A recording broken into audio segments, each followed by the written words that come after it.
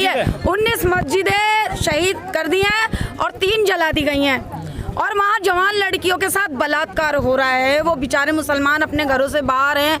वकील साहब यहाँ से एक टीम गई थी, उन सब देखने के लिए गई थी और उन्होंने सच्चाई दिखाई। तो उन्हीं पुलिस वालों ने जो है उनके वहाँ के गवर्नमेंट ने उनको बंद कर लिया, गिरफ्तार कर लिया। लेकिन वहाँ की पुलिस लगातार कह रही है कि मामला वो सब पुलिस वाले हैं, वो सब उनसे मिले हुए हैं। सकती थी ना पहले पुलिस, वो पहले क्यों नहीं रोका? पुलिस प्रशासन चाहे तो 1 घंटे के अंदर सब कुछ नियम व्यवस्था पर पूरे स्टेट को ला सकती थी, लेकिन इन्होंने रातों में हमले किए और इकट्ठे होकर वहाँ पे नरसंहार करा, घर जलाए, औरतों की इज्जतें लूट। मस्जिदें तोड़ दी हैं और 3 मस्जिदें जला दी हैं। क्या सरकार को नजर नहीं आ रहा है बिल्कुल भी? क्या अंधी हो रही है? कब उनको होश में आएगा?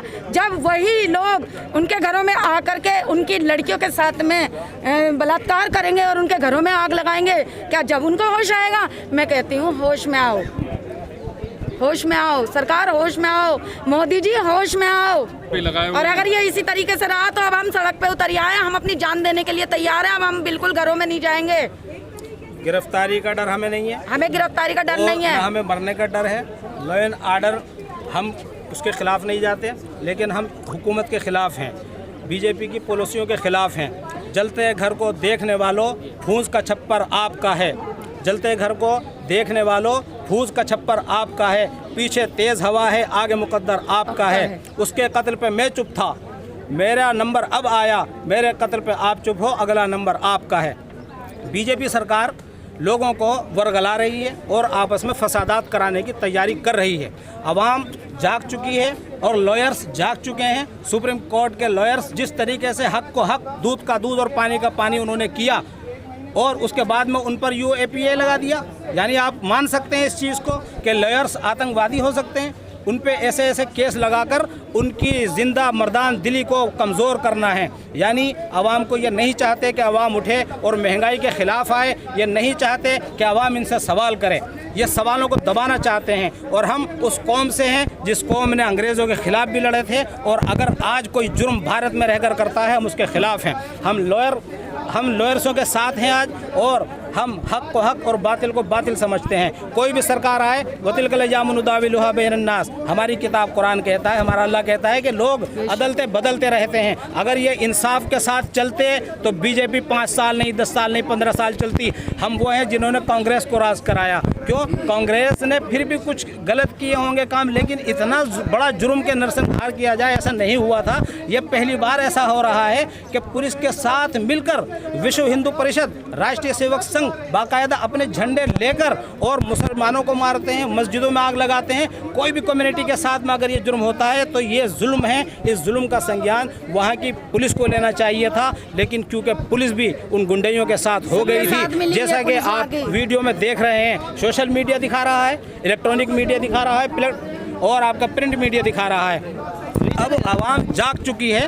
अब हुकूमत अपने बिस्तर बोरिया को गोल कर ले, क्योंकि आने वाले दिनों में बीजेपी हर जगह फेल होने की वजह से नाकाम है और नाकाम रहेगी। आखिर कारण क्या है कि जो असली गुनहगार है उनको पुलिस उन पर कार्रवाई नहीं कर रही, और जो पुलिस कार्रवाई यूँ नहीं कर रही कि इनका एक ख्वाब है, इनका एक ख्वाब है कि हम मुल्क को हिंदू राष्ट्र बना दें, लेकिन आप कत्ल गारत करके नहीं बना सकते। आप राम राज कायम करिए, हम तैयार हैं आपका साथ देने के लिए, लेकिन इंसानियत का कत्ल होगा तो हम उसके खिलाफ हैं। आपको मालूम है कि अगर एक इंसान का नाहक कत्ल होता है, उसको मारा जाता है, तो यूँ समझो कि पूरे भारत का कत्ल हो गया, पूरी दुनिया का कत्ल हो गया, पूरी इंसानियत का कत्ल हो गया। हम इसके खिलाफ हैं। हम सुकून और अमन चाहते हैं, हम गांधी जी वाला मुल्क चाहते हैं, हम मौलाना अबुल कलाम आज़ाद वाला मुल्क चाहते हैं, हम वो मुल्क चाहते हैं जो हमारे बड़ों ने ख्वाब देखे थे और अंग्रेज़ों से आज़ादी ली थी।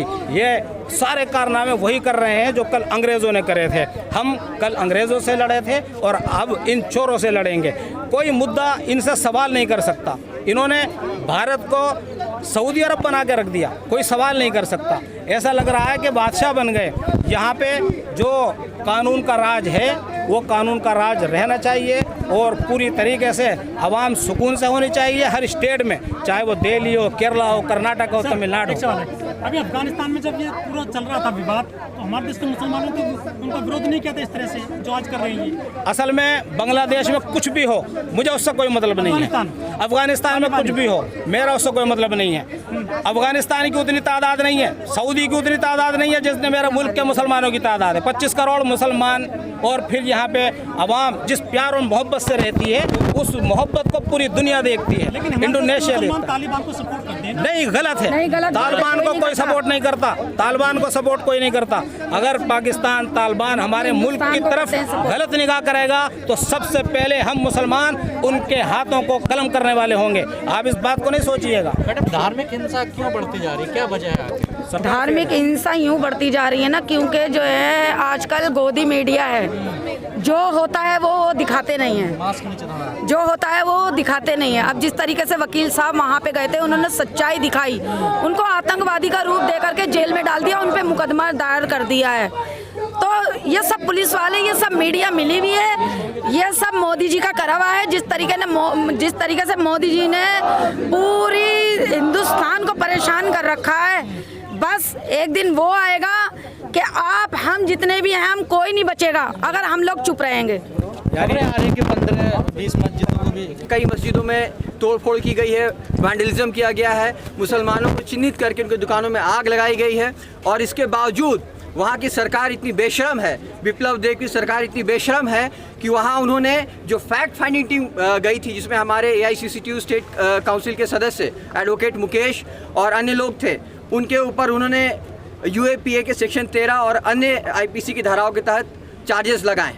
हम ये कहना चाह रहे हैं कि लगातार हमने देखा है त्रिपुरा के अंदर लेफ्ट पार्टीज़ के जो ऑफिसेस हैं वहाँ पे हमला हो रहा है, जो प्रोसेशंस निकल रहे हैं जनता के सवाल को लेकर के, उस पर हमला हो रहा है। अगर संघ भाजपा के लोग ये सोचते हैं, अगर विप्लव देव सोचते हैं कि वो ये करते रहेंगे और ये जनता चुपचाप देखेगी, ऐसा नहीं होगा। दिल्ली की सड़कों पर आज ये आवाज़ गूंजी है, त्रिपुरा की सड़कों पर भी गूंजेगी। इसी बात के साथ अपनी बात खत्म करूँगा। शुक्रिया सर। ये आज वकीलों के ऊपर हमला है, ये बताने के लिए कि आम पब्लिक का इस मुल्क के अंदर क्या हाल होने जा रहा है। ये बात आम पब्लिक समझ ले, ये मैसेज दिया जा रहा है हमें त्रिपुरा सरकार के ज़रिए से कि हिंदुस्तान की आम पब्लिक बोलने लायक बचनी नहीं चाहिए। ये वकीलों के ऊपर दबाव बना के, ये वो वकील हैं जो मासूमों की लड़ाई कोर्टों में लड़ा करते हैं। ये अंसार इंदौरी, ये मुकेश और तमाम साथी जितने भी इनको नोटिस जारी किए गए हैं UAPA के अंदर, ये वो लोग हैं जो मुल्क भर के अंदर जाते हैं और पूरी फैक्ट फाइंडिंग असलियत लेके आते हैं। लेकिन सरकार ये नहीं चाहती किसी भी तरीके से असलियतें बाहर निकल के आए, सच्चाई बाहर निकल के आए।